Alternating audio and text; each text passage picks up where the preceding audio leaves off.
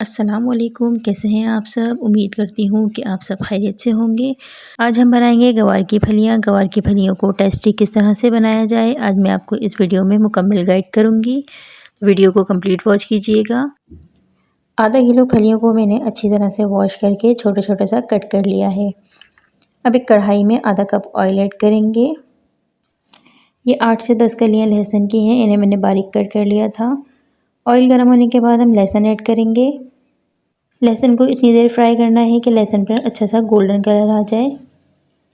गवार की फलियों में लहसुन थोड़ा ज़्यादा ही डाला जाता है क्योंकि लहसुन की खुशबू गवार की फलियों में बहुत ही अच्छी लगती है। लहसुन पर अच्छा सा गोल्डन कलर आ गया है। अब मैं इसमें ज़ीरा ऐड करूँगी, हाफ़ टी स्पून।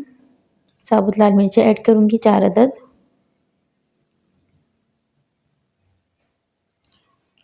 याद रहे बघार को हमें बिल्कुल भी जलाना नहीं है, आँच को स्लो कर देंगे। बहुत ही कम मसालों से ये गवार की फलियाँ बहुत ही टेस्टी बनकर तैयार होंगी। फलियाँ लेते हुए आप ये ज़रूर ध्यान रखिएगा कि फलियाँ बिल्कुल कच्ची और फ्रेश हों, तो ही ये फलियाँ बहुत मज़े की बनकर तैयार होंगी। ये बघार हमारा रेडी हो चुका है। अब मैं इसमें सब्ज़ मिर्चें ऐड करूँगी।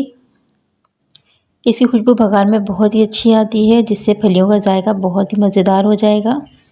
अब हरी मिर्चों को भी थोड़ा सा फ्राई करेंगे ताकि हरी मिर्चों की खुशबू और जायका बघार में अच्छे से आ जाए। अब हमारा बघार बहुत अच्छा सा तैयार हो चुका है। अब मैं इसमें फलियां शामिल करूंगी। फलियों को बघार के साथ बहुत अच्छी तरह से भूनेंगे। अच्छी तरह से भुनाई करने के बाद इसमें हम कुटी हुई लाल मिर्चें ऐड करेंगे। हाफ़ टी स्पून कुटी हुई लाल मिर्चें ऐड करी है मैंने। हाफ़ टी स्पून नमक ऐड किया है। अच्छी तरह से मिक्स करेंगे।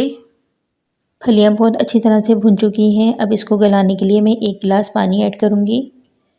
अच्छी तरह से मिक्स करने के बाद इसे मैं कवर करके पकने के लिए छोड़ दूंगी। अगर आप चाहें तो इन फलियों को थोड़ा सा बॉईल भी कर सकती हैं। बॉईल करने के बाद भी ये फलियां पकाई जाती हैं। मैं इन फलियों को बगैर बॉईल करे पका रही हूँ। अगर आप चाहें तो बॉईल करके भी पका सकती हैं। फलियों को पकते हुए यहाँ 15 से 20 मिनट गुजर चुके हैं। अब मैं चेक कर लेती हूँ कि फलियों में कितनी कसर बाकी है। अभी भी इसमें पानी अच्छा खासा मौजूद है। अगर आप मेरे चैनल पे नए हैं तो प्लीज़ चैनल को सब्सक्राइब कर दें। वीडियोस पसंद आती हैं तो वीडियोस को लाइक कर दिया करें। अपने फ्रेंड्स एंड फैमिली के साथ मेरी वीडियोस को ज़रूर शेयर कीजिएगा। बातें करते करते फलियों का पानी भी अच्छा खासा ड्राई हो चुका है। अब हम चेक कर लेते हैं कि फलियाँ हमारी गल गई हैं या नहीं। फलियाँ हमारी बहुत अच्छे से गल चुकी हैं।